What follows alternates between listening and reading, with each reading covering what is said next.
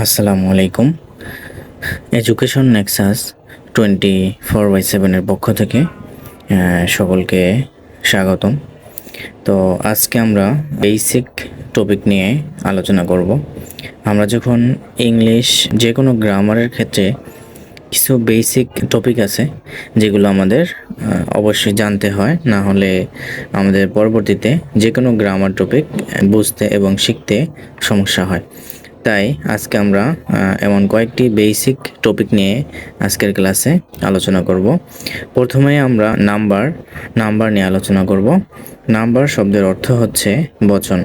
Number দুই প্রকার, যথা সিঙ্গুলার নাম্বার, আরেকটা হলো প্লুরাল নাম্বার। ওকে, তো নাম্বার দুই প্রকার।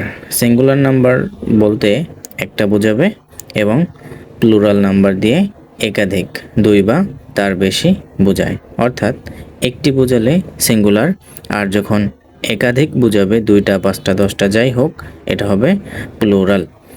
দেখো আমরা কয়েকটি এক্সাম্পল দেখে নিতে পারি। এক নাম্বার দেওয়া হলো আই হ্যাভ আ পেন।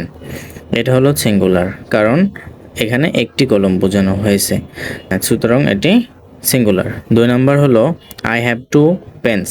হ্যাঁ, এখানে টু পেন্স দিয়ে দুটি কলমকে বোঝানো হয়েছে, অর্থাৎ একাধিক, তাই এটি হলো প্লুরাল।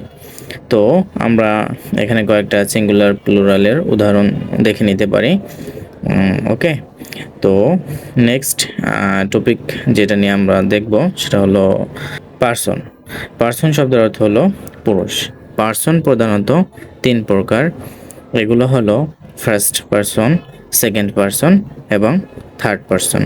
ফার্স্ট পার্সন হলো আই এবং উই, আর সেকেন্ড পার্সন হলো ইউ।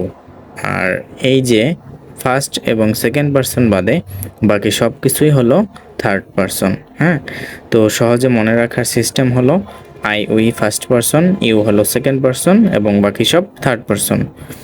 তো একটা আমরা রিভিশন করে নেই এখন। ফার্স্ট পার্সন, সেকেন্ড পার্সন এবং থার্ড পার্সন। ফার্স্ট পার্সন হলো I we, second person you, third person he she it they, তারপর হচ্ছে রহিম, করিম, স্টুডেন্টস, বার্ডস ইত্যাদি।